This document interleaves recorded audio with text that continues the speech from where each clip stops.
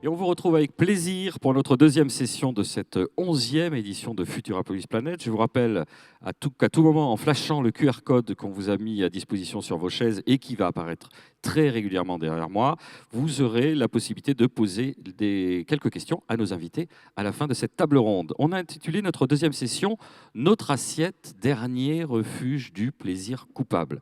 Un nouvel antagonisme s'est en effet emparé de nos assiettes, entrecôte versus quinoa, jambon beurre au couscous, un bon vin, une bonne viande, un bon fromage contre la prise en compte de la souffrance animale et de l'impact écologique de la viande. En choisissant son alimentation, on dévoile désormais sa vision du monde. Le consensus est-il possible ? Et le plaisir dans tout ça, on en discute tout de suite avec nos invités. Merci d'accueillir chaleureusement Jean-Pierre Poulain, qui est sociologue de l'alimentation, titulaire de la chaire Food Studies, Food Culture and Health, conjointement créée par la Taylor's University de Kuala Lumpur et l'Université de Toulouse Jean Jaurès, Pierre Lambinon, qui est chef 2 étoiles du restaurant Pierre à Toulouse, et Jean-Jacques Bolzan, qui est adjoint au maire de Toulouse, en charge notamment de la délégation du bien manger. Et ce sera sous ma houlette, je serai le modérateur. On se retrouve tout de suite ici.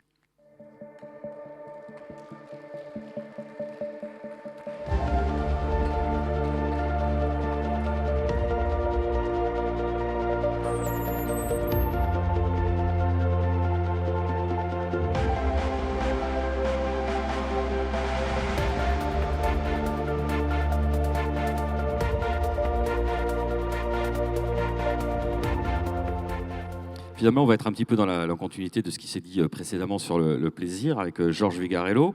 On a volontairement présenté cette table comme étant quelque chose d'assez antagonisé. Je ne sais pas si ça se dit. On va commencer avec vous, Jean-Pierre. Alors, pourquoi est-ce qu'on mange comme on mange ? Qu'est-ce que ça dit de nous, de notre époque, de tout ce que je viens d'évoquer ?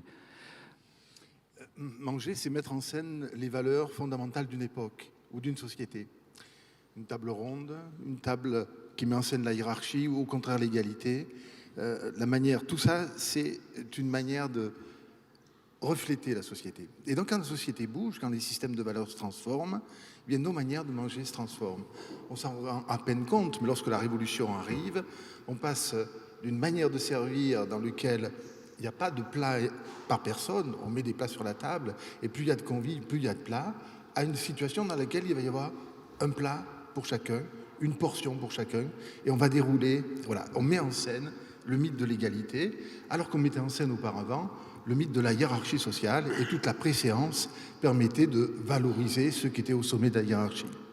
Aujourd'hui, service à l'assiette, on est dans un processus d'individualisation, et ce processus s'est encore accéléré avec des demandes particulières. Je suis allergique au gluten, je suis végane, et on attend que le grand chef nous régale en prenant en compte ces différentes particularités. Alors justement, parce qu'on a un chef avec nous, de votre point de vue, comment ça s'est passé cette évolution, cette émergence des demandes particulières et ce besoin de naturalité, de plus de légumes, cette contestation de la viande? À votre échelle, comment vous l'avez vécu? Je ne pense pas qu'il y ait une réelle contestation de la viande ou de la protéine animale. Je pense qu'il y a une tendance. Je pense que la tendance, à l'origine, est bonne, dans le sens où, effectivement, on peut consommer mieux en mangeant moins de protéines animales. Après, pour ce qui est de notre partie, dans les restaurants, effectivement, c'est difficile de s'adapter à tout type de régime qu'on peut avoir aujourd'hui, quoi, parce que c'est vrai que... Pierre, vous ne pouvez pas dire entre le moment où vous avez commencé à faire vos études, à devenir chef, et aujourd'hui qu'il n'y a pas eu une évolution. On le constate tous, il y a des demandes particulières, il y a l'émergence justement de cette montée en puissance liée au bien-être animal, liée à la biodiversité. Non, alors, je pense que vous avez raison, mais c'est parce que aussi on en parle plus qu'avant. Enfin, vous comprenez ce que je veux dire. Je pense qu'il y a toujours eu quand même en France une façon de bien manger. Enfin, on reflète le pays de la gastronomie, quoi. Ça, c'est une certitude. Il n'y a pas de débat. On a inspiré des pays qui aujourd'hui font... Il peut y avoir un débat sur ce qu'on entend par bien manger. Alors justement, parce que vous avez employé ce terme, on va se tourner vers Jean-Jacques Bolzan. Vous êtes en charge du bien manger pour la métropole. Qu'est-ce que ça revêt, cette notion de bien manger ? Et finalement, c'est pas un peu vertical de se dire, c'est Toulouse Métropole qui va nous dire ce qui est bien manger, ce qui n'est pas le bien manger ? Non, alors justement, contrairement à certains, il est hors de question d'un politique impose à qui que ce soit de manger, devenir végétarien, de ne plus manger de viande ou autre. Moi, je crois qu'il faut qu'on mette tous les acteurs autour de la table, c'est ce qu'on fait à Toulouse Métropole, hein, c'est-à-dire du vegan au viandard, si je puis dire, hein, tout le monde, tous les acteurs, associations, interprofessionnelles, institutionnelles, tout le monde pour dire qu'est-ce que le bien manger. Qu'est-ce que pour vous le bien manger ? Le bien manger, ça peut être quand on va dans un restaurant, ça peut être chez soi, avec des amis, en famille, des produits de qualité. L'essentiel, c'est d'aller faire cette transition écologique dans le bien manger, dans l'alimentation, tel qu'on le souhaite, mais ce n'est pas d'imposer et surtout ne pas perdre nos valeurs, ne pas perdre ce qu'on a sur le territoire, dans notre terroir, parce qu'on est reconnu quand même internationalement pour notre cuisine, pour notre gastronomie. Il ne faut pas que, parce que 2% sont mis en avant dans les médias, dans toutes les infos que l'on a aujourd'hui, on dise, ça y est, c'est 98% de la population qui doit changer. Non. Pour autant, il faut aller vers le meilleur. Il faut aller vers le meilleur en termes de légumineuses, et on y travaille. Il faut aller vers le meilleur avec nos éleveurs, et on a des éleveurs qui font quand même un boulot remarquable pour rester en Occitanie, dans notre territoire, dans les Pyrénées. Ce n'est pas les éleveurs des USA, d'Argentine ou autres. On parle de notre propre production française, qui sont déjà dans le bien-être animal. Hein. Ils sont pas là. Alors on peut toujours trouver, me dire, oui, mais là, on est allé voir tel abattoir ou tel éleveur, effectivement, mais il faut sanctionner, il faut faire. Mais l'idée, c'est de consommer local, au plus proche, en mettant tous les acteurs autour de la salle, et de laisser tranquilles les gens et de manger ce qu'ils veulent. Le tout, c'est que s'ils ont dit, j'ai bien mangé, ils peuvent avoir bien mangé avec un jambon beurre, pour reprendre, ou avec de la quinoa qu'on peut associer à l'entrecôte aussi, on peut manger l'entrecôte avec la quinoa. Hein. Voilà, donc le tout c'est de se faire plaisir quand on mange quelque chose. Vous pouvez dire, moi je me suis fait plaisir avec tel plat, et une autre personne dira, ben non, là c'est dégueulasse. Par contre, une autre personne se sera fait plaisir, et puis le plaisir, c'est pas seulement ce qu'il y a dans l'assiette, c'est autour, c'est la convivialité des uns et des autres. Alors Jean-Pierre Paulin, quand on entend justement ce que vient de dire Monsieur Bolzan, moi je retiens quand même quelque chose qui est un système de valeurs. On a l'impression qu'il y a quand même, sous les coups de boutoir de 2, 5, 6, 10, 8%, je ne sais pas, on s'arc-boute en disant il y a un aspect identitaire dans mon assiette et on est en train d'essayer de m'imposer un nouveau mode de vie ou de m'empêcher de manger ce que je veux. Pourquoi on est aussi, on s'accroche comme ça, on s'arc-boute, Jean-Pierre Paulin ? Parce qu'il y a vraiment un lien très fort entre ce que nous mangeons et ce que nous sommes, et ça de tout temps. Mais on sent qu'on se crispe un peu en ce moment sur la question du bien-être animal ou de la mort animale. Mais rappelons-nous un petit peu les années 70, il y a une montée du végétarisme. Il y a sur Paris plus de 58 restaurants végétariens en 1974-75. Et à cette époque-là, ce végétarisme, c'est un végétarisme écologique et politique. C'était des gens qui refusent l'industrialisation de l'agriculture et de l'alimentation. On n'est pas dans le registre de l'impact environnemental. Et on est dans un registre où ces gens-là apparaissent un peu comme les idiots du village. Et c'est des gens qui ont du mal à se positionner. Quand on fait des enquêtes à cette époque, on ne les voit pas. Ils ne se déclarent pas. Je me rappelle d'une enquête sur 7 pays européens et on trouve des végétariens en Angleterre, on en trouve en Allemagne. Et en France, on est obligé de reconstruire les semaines pour identifier des petits mangeurs de viande. Et puis, les années 80, ça disparaît. C'est quoi, c'est la vache folle Non, les années 80, ce sont des années paisibles. C'est les années de la qualité, c'est les années... La vache folle arrive plus tard, à la fin des années 90. Et aujourd'hui, le végétarisme d'aujourd'hui, c'est très différent. 70, c'est l'idiot du village. Aujourd'hui, c'est le sauveur de la planète. Comment on passe de l'idiot du village à sauveur de la planète en 30 ans ? En 50 ans, plutôt. Alors, entre-temps... J'ai trahi mon âge. Entre-temps, il y a la problématique environnementale qui monte. Mais quand on analyse les flexitariens qui se déclarent, dans les enquêtes, il y en a plus de 30%. Quand on regarde ce qu'ils mangent, les choses sont bien plus compliquées. C'est-à-dire qu'on a une légère réduction, mais on a surtout quelque chose qui fait qui a changé notre rapport à l'environnement et aux animaux. Ça, c'est quelque chose d'absolument essentiel à comprendre. C'est-à-dire que la mise en scène de ce qui se passe dans un abattoir choque la mentalité d'aujourd'hui. Vous appelez ça, les sociologues appellent ça le meurtre alimentaire. Meurtre alimentaire, oui. Ce qui s'est passé, c'est qu'on a petit à petit évacué. Moi, je me rappelle, à Tulle, l'abattoir était dans la ville. Et c'était quelque chose, c'était un endroit qu'on voyait. On voyait sortir les camions, rentrer les camions. J'ai moi-même travaillé, mon père étant charcutier, j'ai ouvert des ventres de porc pendant les vacances. Donc, et c'était quelque chose qui appartenait à la communauté. À la campagne, le samedi, on coupait la tête du canard et le dimanche, il y avait le canard qui était sur la table. Où on tuait le cochon, et là, c'était effectivement une tradition...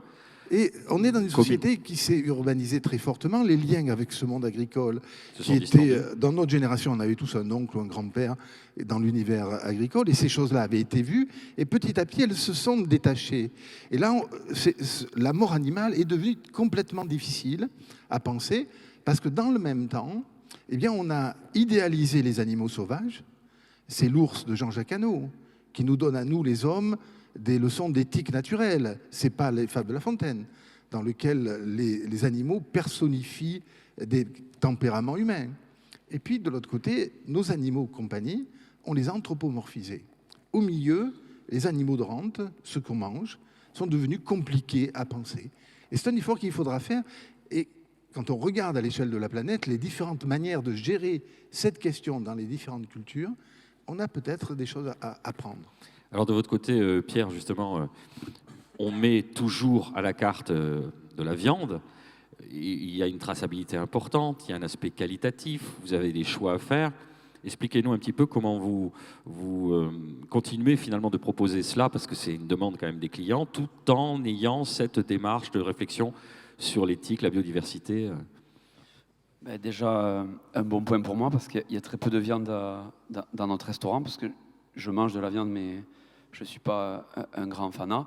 Après, il y a des gens qui aujourd'hui font très bien leur travail, des éleveurs qui respectent beaucoup plus la nature et les animaux que certains consommateurs extrémistes, enfin extrémistes entre parenthèses, mais on voit où vous vous situez d'un seul coup, là, Pierre. Non, mais c'est pas ça. C'est que, en fait, si vous voulez, si on veut aller au bout de la démarche, même si on décide de plus manger de protéines animales, ce qui est un choix pertinent, qui est défendable, dans ce cas, on mange que des légumes. Mais si on va plus loin, on mange que des légumes. Le légume que vous allez manger...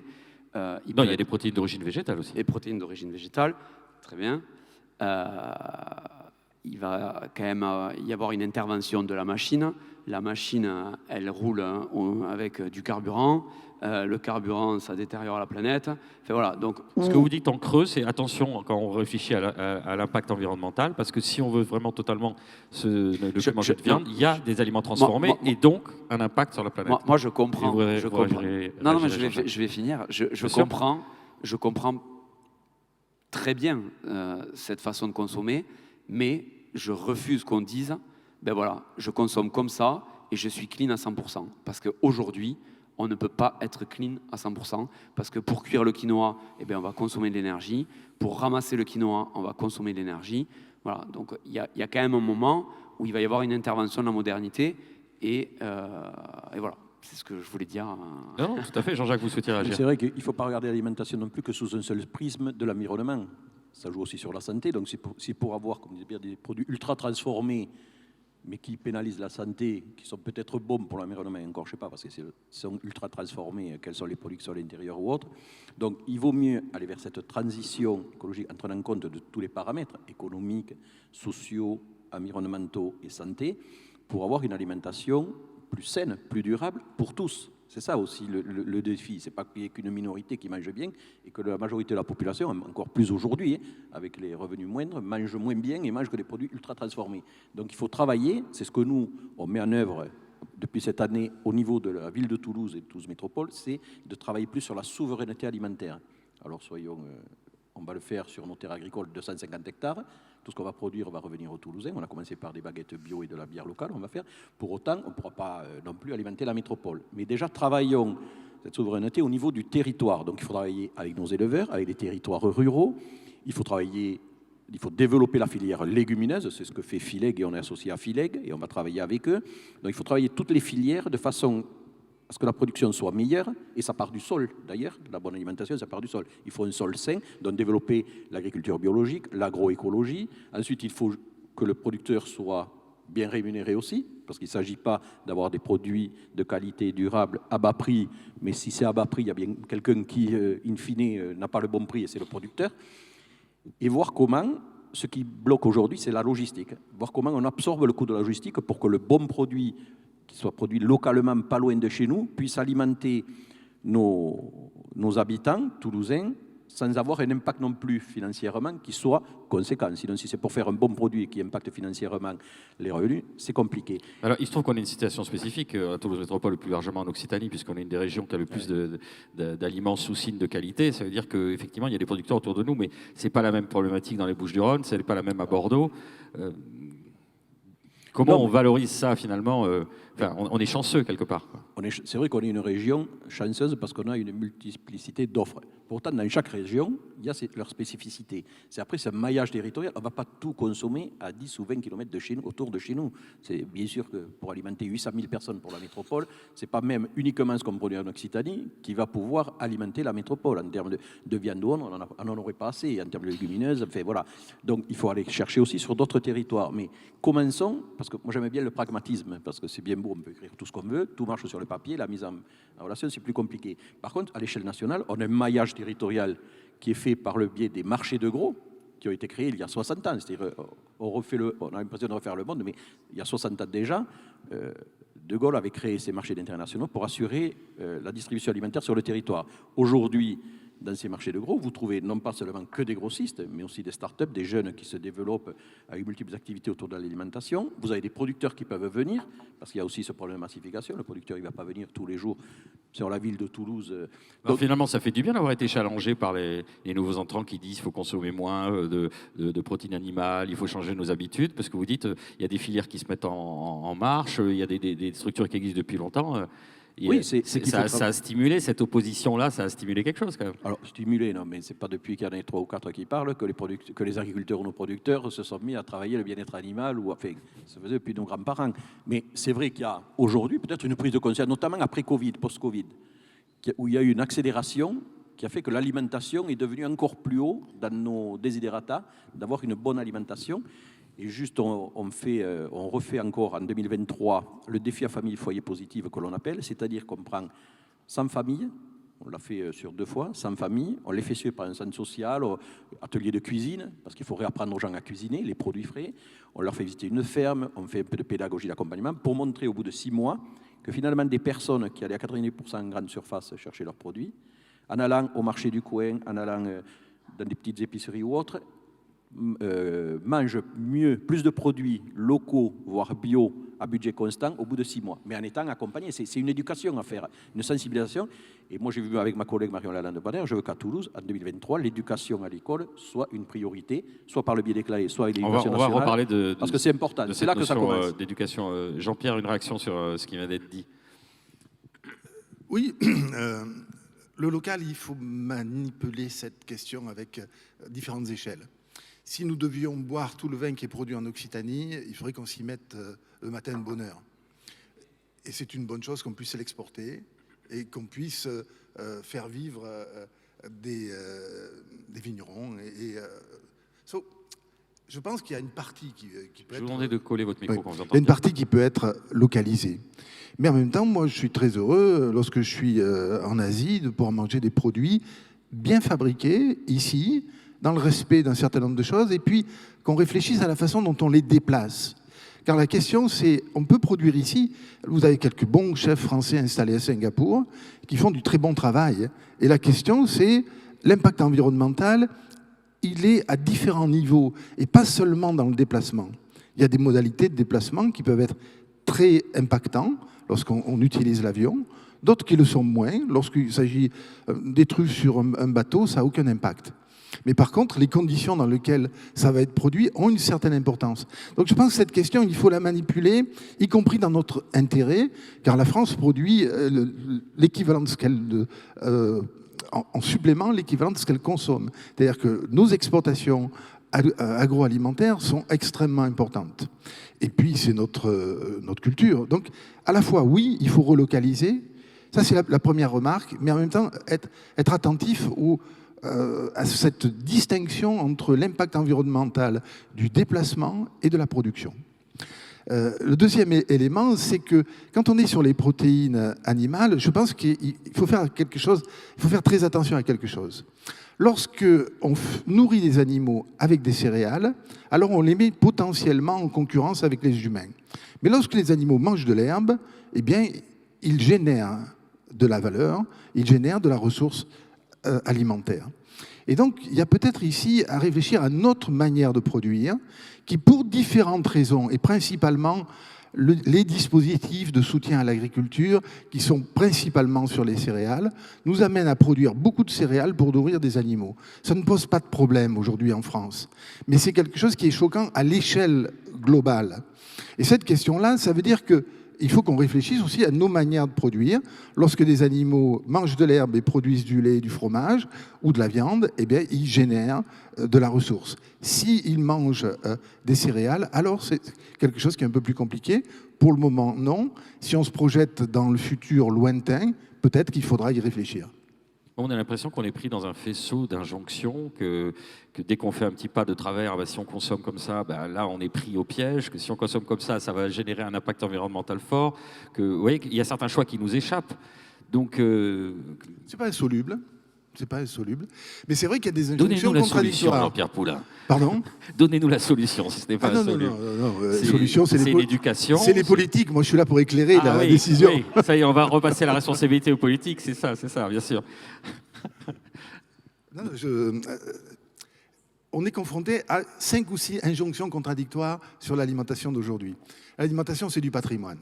Et donc, il faudrait le protéger, il faudrait être attentif à notre tradition, et nos grands chefs, à la fois, mettent en scène ce patrimoine, le renouvellent. Bon, ça, c'est une première injonction. La deuxième injonction, c'est la santé. En mangeant, eh bien, on prépare, quand on est un peu jeune, les maladies qu'on va avoir dans le futur, et quand on est en deuxième partie de vie, il faut accompagner nos maladies déjà installées, maladies chroniques. La troisième injonction, c'est l'impact environnemental, on vient d'en parler. La quatrième, c'est le rapport aux animaux. Et puis, la dernière, c'est que l'alimentation est devenue un fait politique. Et à tel point qu'on voit à quel point nos politiques, à la fois, nous disent on ne veut pas tout faire, mais quand même, ils envoient au chapitre.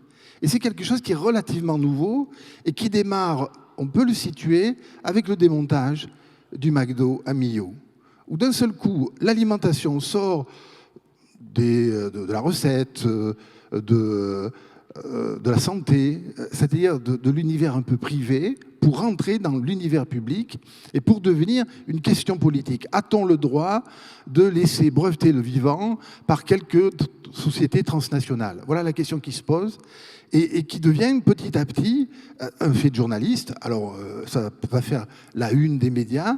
Ça va être... les politiques se sentent responsables de cette question. Le phénomène de patrimonialisation est porté par les politiques à différentes échelles. On a vu le ministère de la Culture avec le CNAC s'intéresser au patrimoine des régions. On a vu les départements utiliser... Il y a une dimension identitaire forte aussi. C'est consubstantiel presque de ce qu'est la France. Donc. Le démarrage de la question, c'est bien sûr que s'expriment nos identités à travers l'alimentation. Et nos identités, nos systèmes de valeurs bougent, et ça bouge. Et les chefs sont inspirés par l'esprit du temps, et ils nous font des choses comme les artistes. Mais les chefs, on leur met une grande pression. Hein. C'est à votre tour de prendre le micro, Pierre, et de prendre un peu la foudre.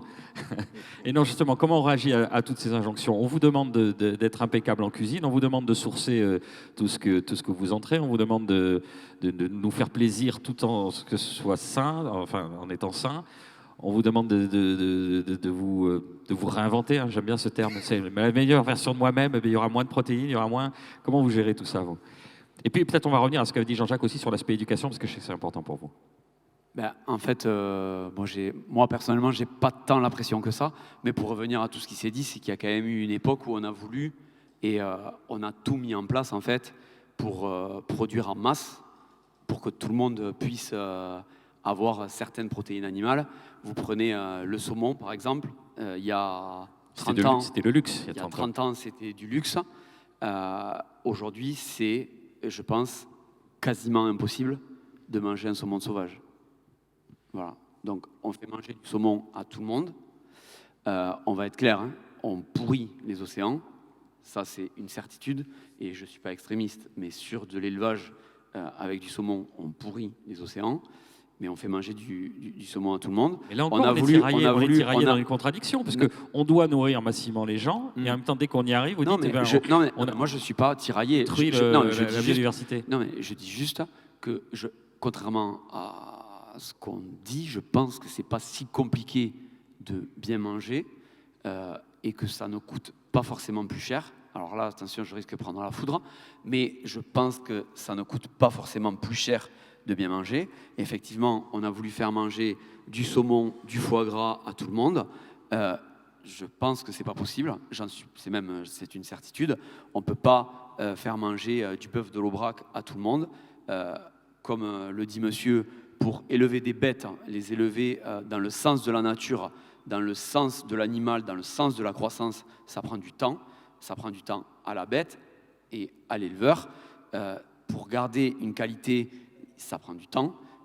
Voilà, il y a un moment donné, l'offre et la demande, c'est pas possible. On peut pas en fait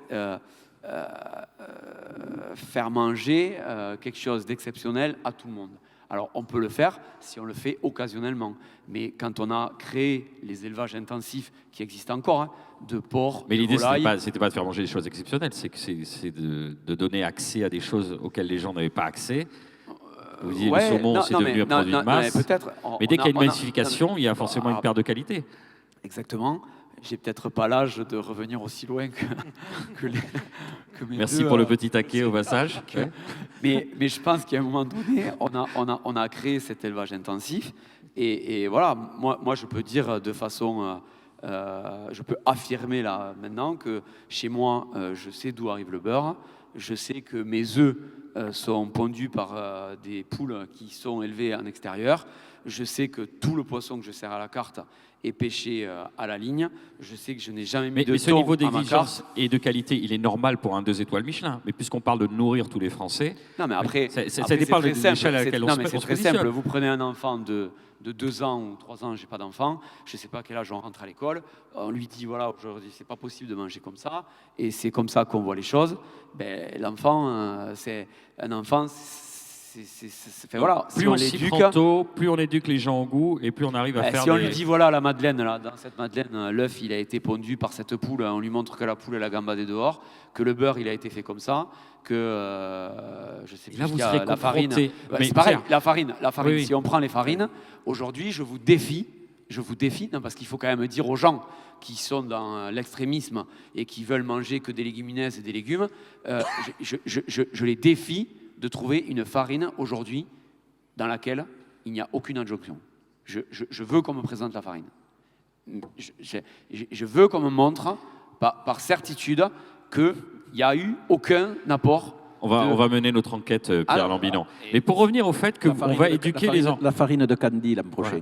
Enfin, on va éduquer les enfants. Mais ça, c'est très intéressant. Je vais vous faire réagir, Jean-Jacques Bolzan. Qu'on a la responsabilité de servir 35 000 repas par jour. Mais c'est pas pour défendre la mairie de Toulouse. Hein. Je parle pas. On n'est pas 2 étoiles. La cantine n'est pas 2 étoiles. Ni de la défense. Je pense qu'ils font très bien leur travail. Je pense qu'ils font très bien leur travail. Ces problématiques de massification sont complexes. C'est pour ça que, pour rebondir sur ce que disait le précédent intervenant, c'est bien sûr qu'il faut travailler beaucoup plus local, la souveraineté. Pour autant, on aura besoin d'aller chercher des produits ailleurs aussi. Alors après, c'est à nous de voir si ailleurs, qu'on ait des contrôleurs ou autres, qui regardent quand même comment sont produits et Jean-Jacques, les légumineuses ou autres. Sur cette question de l'éducation, les enfants et l'éducation. Pour les cantines, oui. Pour les cantines, effectivement, il faut qu'on ait des actions à la fois pédagogiques dans les classes, adaptées à chaque niveau, bien sûr, maternelle, CP, CE1, CE2, CM1, CM2, bien sûr. Mais il faut aussi, nous, dans les cuisines centrales, c'est 35 000 repas chaque jour, enfants, seniors. Pour autant, on voit bien qu'en voulant travailler que le local, on n'y arrive pas, pour 35 000. Alors imaginez pour 800 000 personnes. Pour autant, on fait du sourcing. Aujourd'hui, la loi Egalim, qui a été, je pense, une bonne chose, alors c'est peut-être pas top, mais enfin, ça va dans le bon sens. La loi Egalim recommande 50% de produits sous signe de qualité, c'est-à-dire bleu blanc cœur, IGP, AOP, et 20% de produits bio. Nous, à Toulouse, la cuisine centrale, 35 000 repas, on est à 55% de produits sous signe de qualité et 31% de produits bio, 31%, donc 95% sourcing local. Parce qu'on pourrait être plus, on pourrait me dire, mais 31%, pourquoi vous ne montez pas à 100% ou à 80%? Oui, on a cherché le bio au Brésil, en Pologne ou autre, fait les choses copains, on pourrait monter les chiffres. Ce n'est pas le but et ce n'est pas ce qui nous intéresse. Mais pour autant, là, sur une filière, toutes les viandes viennent de producteurs issus d'Occitanie, voire du sud de l'Aquitaine. On n'a pas de viande qui vienne d'Allemagne ou autre, c'est le sourcing est local.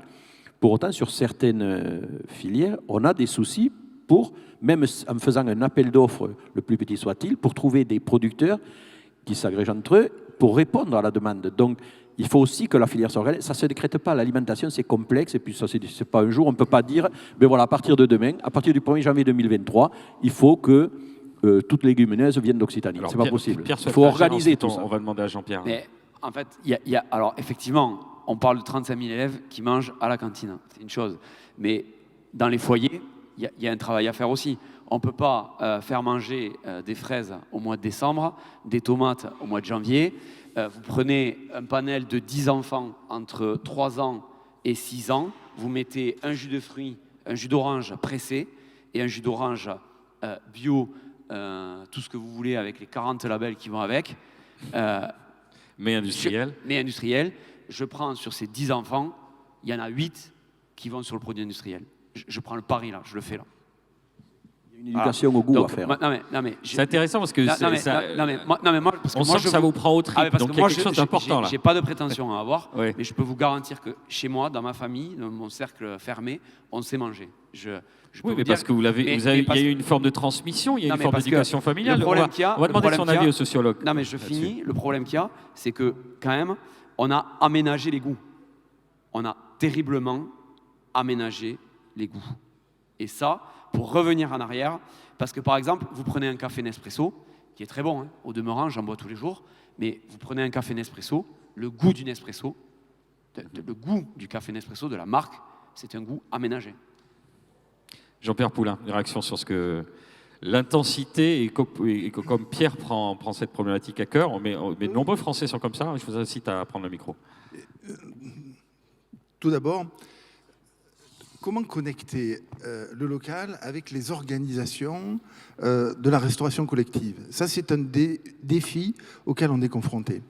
Pendant des années, on a dit aux gestionnaires, regroupez-vous, achetez en grande quantité. Et on a fait, dans les hôpitaux, on a fait dans le scolaire, ce qu'on appelait des regroupements d'achat. Et on s'est retrouvé avec des volumes absolument considérables et qui rendaient impossible aux producteurs locaux l'accès à ces marchés. Si on compare ce que les Allemands ont fait, qui avaient une autre manière d'aborder la question, ils ont dynamisé les filières bio à partir de la restauration collective et principalement scolaire.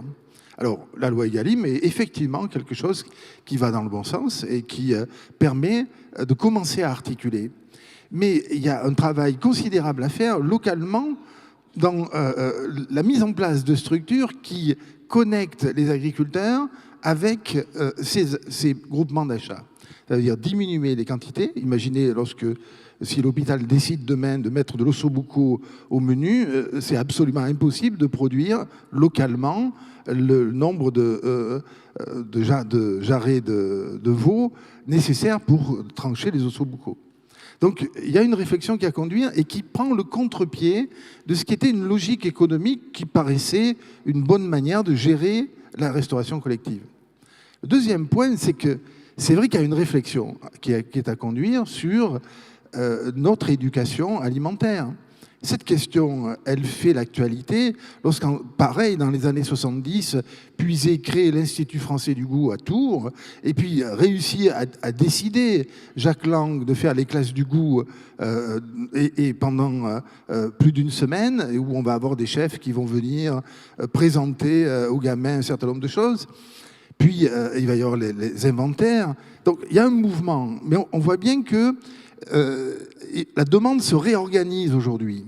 La difficulté, c'est que qu'est-ce qu'on va faire et comment on va le faire?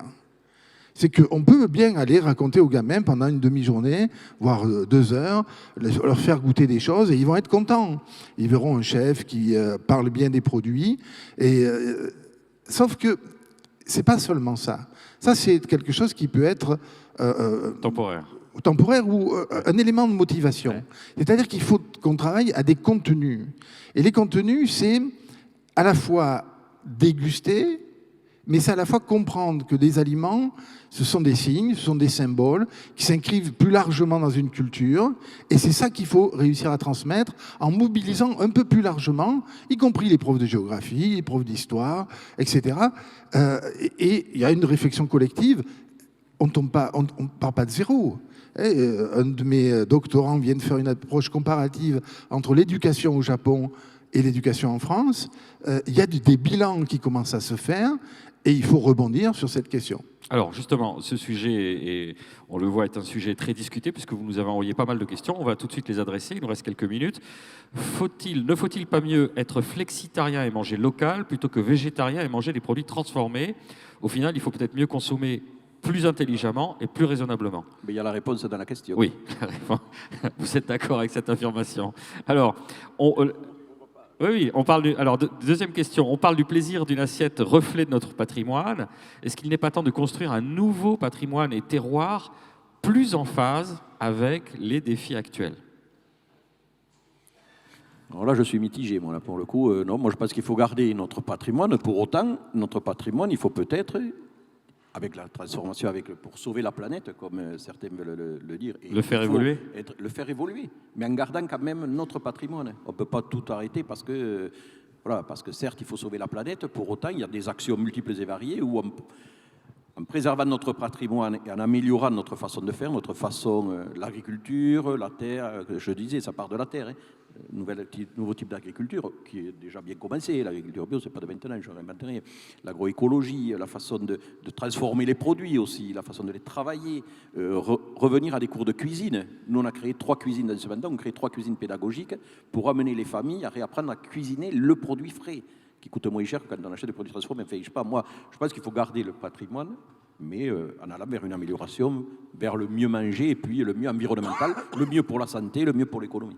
Alors, il y a une question d'une actualité importante. Dire que bien manger n'est pas plus cher, c'est étonnant maintenant que se croisent inflation et précarité étudiante. Alors, comment est-ce qu'on concilie pauvreté, santé et environnement dans l'alimentaire? Vous avez 1 minute, Jean-Pierre Poulain.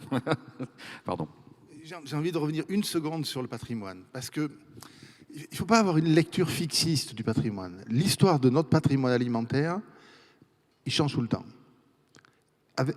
Avec des périodes où, jusque dans les années 70, début des années 80, un chef, c'est un interprète. C'est-à-dire c'est quelqu'un qui ne crée pas, c'est quelqu'un qui interprète les œuvres des grands maîtres du 19e et du début du 20e avec le plus de talent possible. Puis à partir des début des années 80, voilà qu'on lui demande d'innover. Et le patrimoine va bouger. Et si on remonte encore, on va voir que nos manières de manger, elles se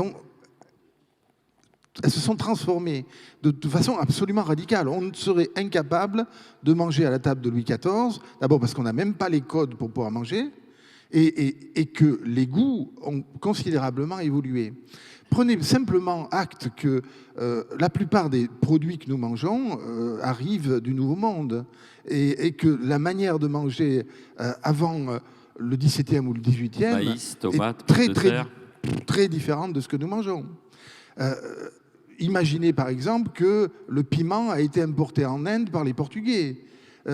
Imaginez l'Asie sans piment. Donc voilà, il faut prendre la mesure que ces patrimoines, mais c'est ce qu'il y a de passionnant, c'est de rentrer dans le patrimoine en comprenant qu'aujourd'hui, les chefs qui innovent, ils construisent le patrimoine de demain. Et ils le jouent à partir d'un patrimoine. On a pas mal de questions qui défilent. Alors, juste pour répondre à cet aspect de l'inflation et de la précarité étudiante, comment on fait pour bien manger quand on est étudiant? Et c'est compliqué. On achète déjà que des produits bruts.